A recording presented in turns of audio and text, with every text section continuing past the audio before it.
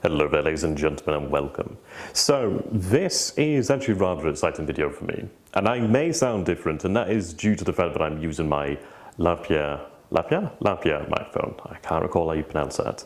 I would have preferred to have used my normal recording microphone, but alas, I don't actually have the wires to do that right now. So forgive the audio quality, hopefully it will be okay. This is something of a test more than anything else. But I was excited because I had received over here Barbarossa. This is the TSWW game system, which translates as the Second World War system, which is actually really, it's ginormous. I love it. It's, if you're anything like me, you have a sort of thirst for more so depth and I think the ability to enact the changes that you'd like to be able to enact, if that makes sense. And what I mean by that, because the TSWW system, I should say, apologies about that, slipping into a Freudian slip there.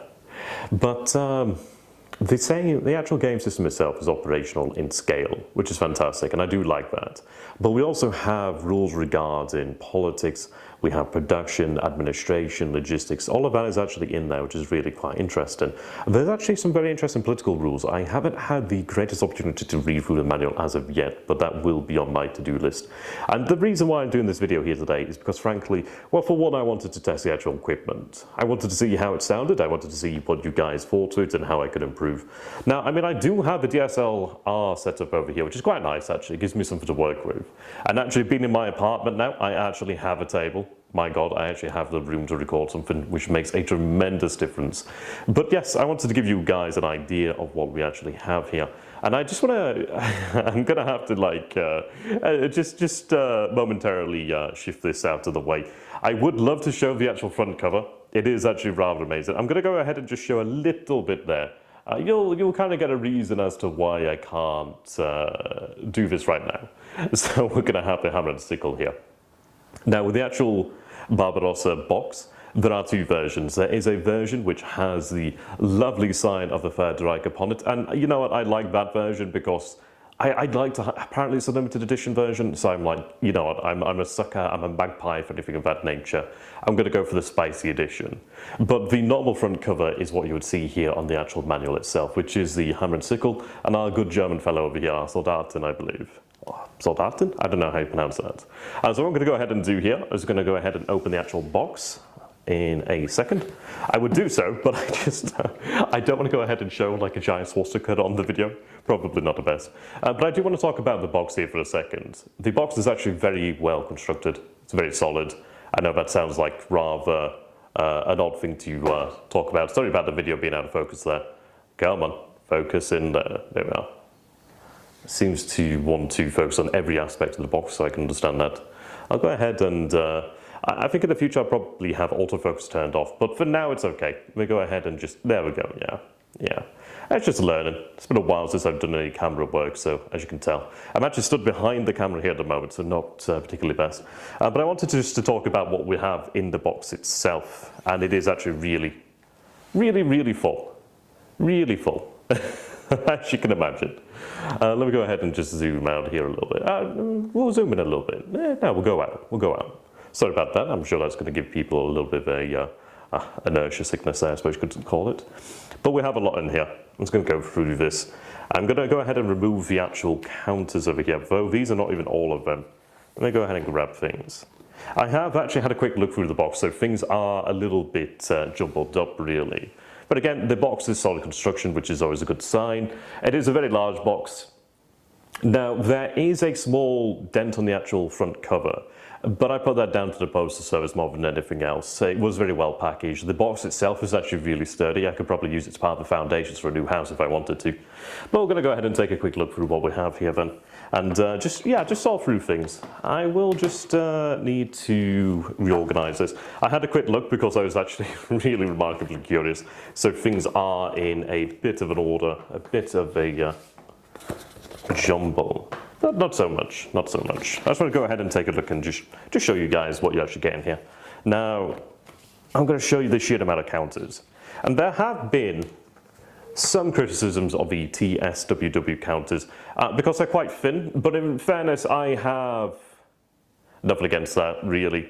Let me go ahead and just turn that so you can get an idea what they look like. I'll just zoom in here and bring that a little bit closer. Yes. Maybe in the future I'll figure out a way to have a camera on like a gimbal system or something of that nature. But yes, we do have the counters here. Now, as you can imagine, these are more than likely going to be German, but I'm just going to go ahead and show you just the sheer amount of counters we have here. And zoom out once again. Yes, okay, so if I'm correct, I believe there's about 7,840 in here, which is actually remarkably impressive. It is a really large project, and I really love that. What I do like about the actual system itself is that you do have, oh, hang on, this is a good idea. Yes, we do have quite the mix. I have these upside down. I was thinking they look a little bit strange. They're not quite submarines. So these look like, I'm going to say probably Romanian forces, perhaps. Yeah, so I'm going to say probably Romanian forces. We do have some German aircraft over here. Yeah, IAR, yeah, these look like Romanians. We do have our naval over here. This is where I wish I had a assistant. Oh, these actually look like Duke of York then, so these look to be Royal Navy then. Okay. Harrier, Halcyon, Lamerton, Lively, Impulsive, Electric, yeah, these are definitely British then. We also do have Victorious over here. So yeah, what is actually really quite nice, I'm going to zoom out. I probably will figure out the right zoom level in the future. I just wanted to give you guys a detailed look, a detailed view I should say. There we are, Sunderland, yep, Hurricanes, yep. These are definitely British. Okay, so we'll take a look at a couple more then. Here we go. These look to be Soviets. These look to be Guard armies on the right here. Yeah, these look to be Guard. There we go. So is that the 2nd Guard Motorized Corps? Oh no, yes, GMC. It's not a corps, but GMC, I'm not too familiar. I'd have to take a look into that. But we do have quite the range of counters here then, as you can imagine. We do have our standard Soviets over here then.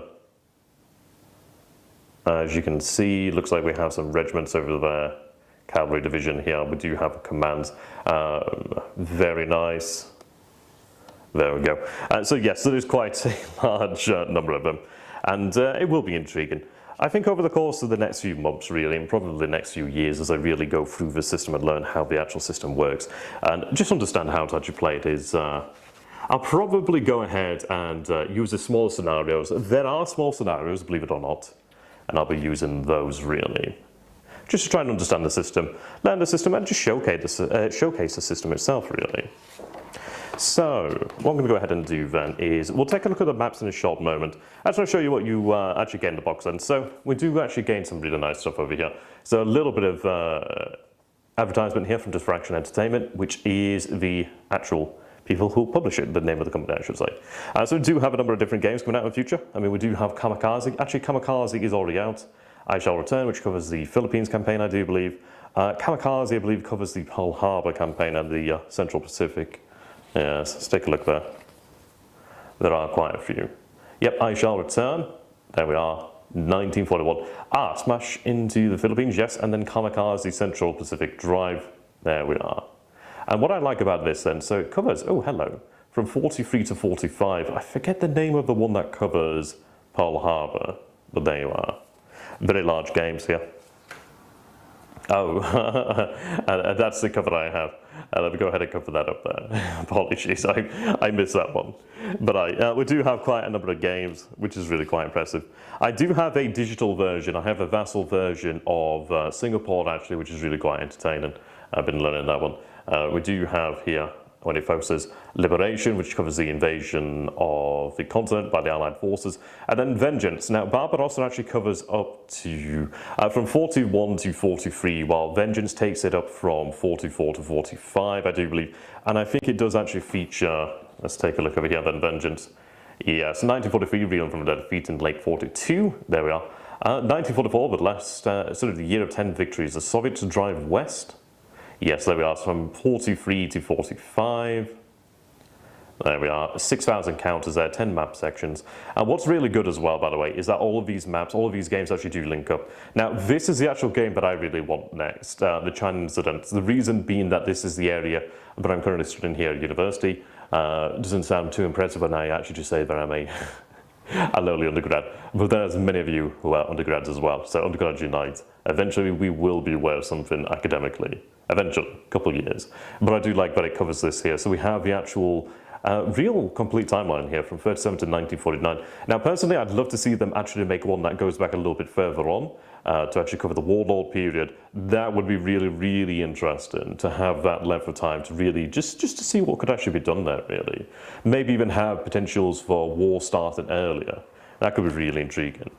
Okay, so we have that. I'm going to go ahead and just show you the manuals that we have that come with the game, and that'll be a good way to go about things. Now, let me go ahead and just focus on that. I do have autofocus on. It is actually, it's handy sometimes. Sometimes it's not so much, but it does the job, just as I do the job.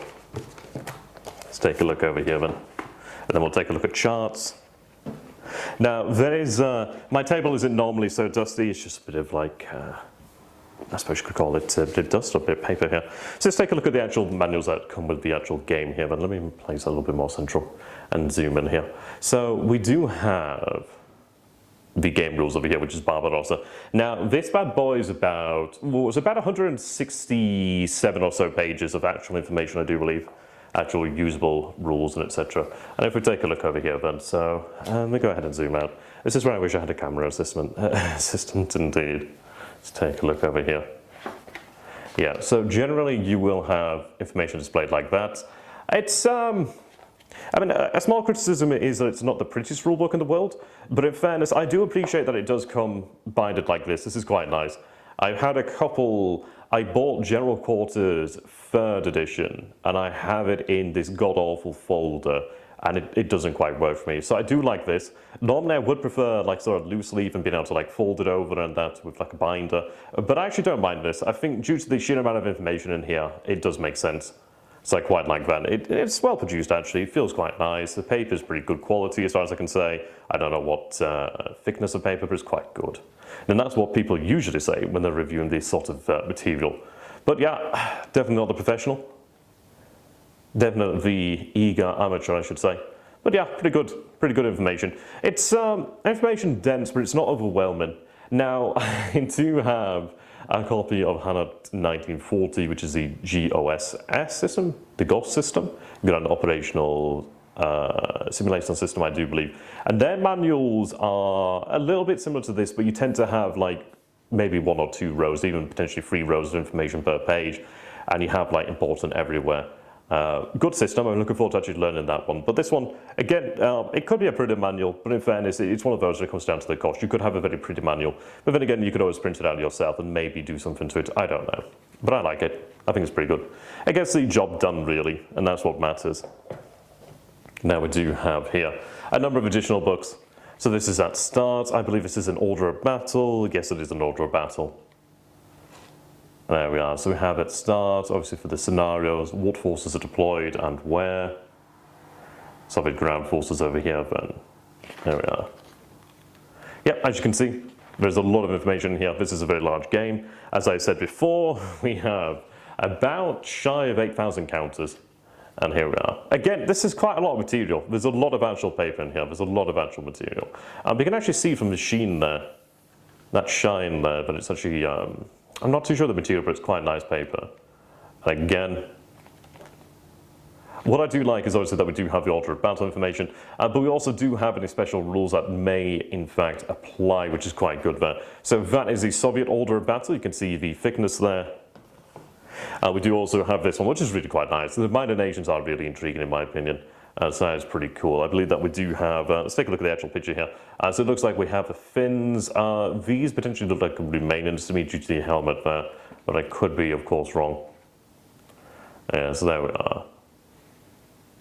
The minor nations there, coast defense, very nice. Apologies about the presentation here. I'm not that good at it. And there we go, we do have the Western Allied order of battle, which is actually going to be quite interesting. I can imagine there'll be a lot of naval forces in here, really. We do have the designer notes. I always really do appreciate designer notes. Generally very nice to have. It gives you an idea of what the developer was thinking and the reasons for things, really. Yeah, Scarpa Flover. And it's actually going to be really impressive because I do believe the game, now I don't think I have the maps, I haven't checked all the maps, I'm actually going to set them up on my floor because I don't have enough room on the table, but I will show you a segment of map so you can get an idea of how large it is, and I'll go over like how the maps fit together. But there are 3 maps that actually cover the Arctic. I don't think I have them, but I haven't yet checked. So, who knows? And we do have the Axis Order of Battle over here, which you can see is actually quite meaty as well. Now, I just want to go ahead and just show you the sheer amount of paper you get in here. So, this is like, as I said, it is probably an unfair criticism to actually talk about the prettiness, the aesthetic value of the manuals, because you are getting quite a lot of paper here. This is really quite large. You can imagine that if this was actually a loose leaf, you'd need a hell of a folder, but yeah. Again, I appreciate the way that these books are made.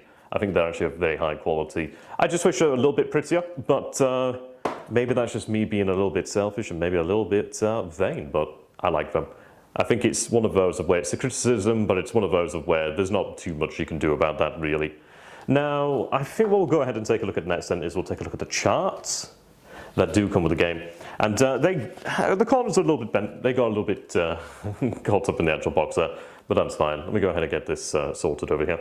Now there's quite a lot of charts to obviously take into consideration, but that's understandable. But the system itself doesn't seem overly complicated.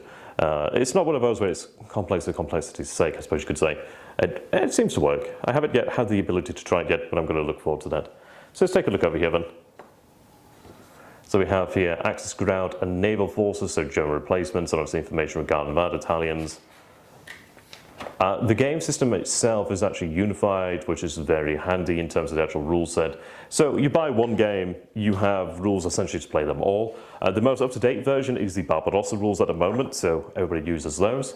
We do have a very nice order of play chart over here, which I do like. I like that we have these aids over here because I am rather silly. And this definitely comes in handy. Yeah, game, ground resolution chart over here, but there we are, effects over here. And there we are. Apologies about the quality of the video. I know it could be better. I'm just not familiar with this. I'll have to figure out how I can have my actual camera set up and make it work really. So I'm just going to go ahead and flip through a couple over here, so you can get an idea. Some of them, well, they all feel to be made of a certain card stock then, which is actually quite nice. I do like that. It's a night bomb in there. And I believe we have a very nice illustration over here. Indeed. So this is for the rail gauging over here then. And let's see. Yeah, 1941 limit by shortest route, 42 shortest route, and 1943 shortest route there. So 1943, 10 hexes in addition may be re-gauged. I'll have to look into how that works, but that's actually really quite nice to give you an idea of where the rail actually does go there. But actually give you an idea of where the shortest path is actually very good. But what I like is it's like, obviously you can see here that BLeAcHACiD, I don't know how you pronounce that, Minsk, Smolensk, Vazma, and then potentially over here to reserve in 43, I think it is actually. No, 42, it's like an orange line, isn't it? Yes, 42 there. Yeah, so you can see that is the line there. What I like is the fact that it gives you an actual idea of the greatest extent of German control over here, which is actually rather intriguing. And really, I think these probably are the historical lines that were re-gauged, so that's quite intriguing. But I don't know the information about that. If you guys do, yeah, I'm sure you'll be able to understand that a little bit more than I can. Yeah, so we do have a number of game charts over here. I would go through them in detail, but there are quite a few. In the future, I'll go through them, but I'd like to go through them with actual play for the most part. I think that's probably going to be for the best, really. Okay. Now, I just want to go ahead and take a look at the actual map layout then. Let me go ahead and zoom in here. Now, as you can see, we do have a number of sections. We do have the Arctic over here in the north, which, well, in the top over here, which I actually do not have, I don't believe. I'm not too sure. I don't think I do, but I could be wrong. I think the greatest version actually does have the Arctic maps included. I think you can order them separately, so I might look into doing that if I don't have them. But again, I've not looked through all the maps as of yet. But yeah, you can see that we do have, it looks like a very interesting area. But what I do appreciate quite a lot is the fact that we do have the army groups actually separated, which is quite nice. So you do have south, centre and north over there. And I like the fact that it's reflected on the map. So you actually do know where the delineation point is between the actual army groups, which is actually really quite appreciated. So what I'm going to go ahead and do then is we'll show off a section of map then, shall we? And yeah, go from there. Now the one I do have to hand is covering the Caucasus, the Southern Caucasus, and yeah, Baku over there. So let me go ahead and just zoom this out. So this is one of the map sections. And I want to point out, this is map section SE, I do believe. Where do we have that? Yeah, RE. So it has it written down there. I know it's a little bit hard to see there. There are RE. The map itself is actually really quite nice. The material is definitely some sort of cardstock. It feels possibly laminated. I don't know much about the production of materials like this, but it does feel like a laminated sort of feel to it. It's very, well, it's very nice, high quality. And the colours are very good too. You can definitely see what you are looking at there. Now, if I take a look over here, so RE, so this is RE, so you can see we have 1, 2, 3, 4, 5, 6, 7, 8, 9, 10 sections of that size. Sorry, no, 11 sections of that size, and then you would have another 3 there if you have the Arctic, which I'm not sure I do have, so I've not had a chance. I've been busy with university, so I've not had the chance to go through everything as of yet. I thought I'd just make a little bit of a video as a test and just see how that goes. But yes, you can see there. And the maps are quite nice. I mean, this is it, slid through my hands there. Let me go ahead and take a look at the north, perhaps. Let's go ahead and take a look at some of these sections here. Let's see.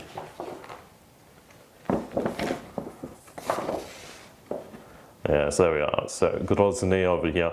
What I do like is that the map does clearly set out the types of terrain over here. I do have a dual gauge rail line over here, I do believe. This one is a single line there. We have, or it could be roads, I'm not entirely sure. I do need to take a look at that. We do have settlements by size. I'm going to have to take a look at how that is worked out. And yes, we do have quite a lot there. So what I'm going to go ahead and do then is, when I get the chance, is I'm going to lay the map out on the floor if I can manage it, and take a picture of that and probably include a link to it. So thank you very much there, ladies and gentlemen. I know it's not been quite the best video ever, but it's one of those. I just wanted to get like an actual video out there so I can test the format and just see if it actually works. And the great thing about having one of these lavalier microphones is that I can actually walk around behind the camera and it doesn't sound any different. And yet here I am, walking. So thank you very much to the Knowledge Company and Diffraction Entertainment, of course being the ones that distribute this. Thank you very much to John. He's a fantastic fellow there. There are additional fellows, and I have unfortunately forgotten the names at this moment in time. I'm blonde. I'm actually brunette, or some sort of ginger-ish brunette, but I'm blonde at the moment as well, so I get to have that excuse. So again, thank you very much there, ladies and gentlemen. I hope you've appreciated this. There will be more videos like this to come in the future, and there will be gameplay videos as well to come too. So look forward to that. Until next time, thank you. And do let me know what you think down below in the comments. It would be much appreciated. I just wanted to give like a general idea of what is actually in the box. The box is actually remarkably heavy, by the way. I intend to weigh it at some point. But yes, I also do need to measure how large the maps are. I believe there is that.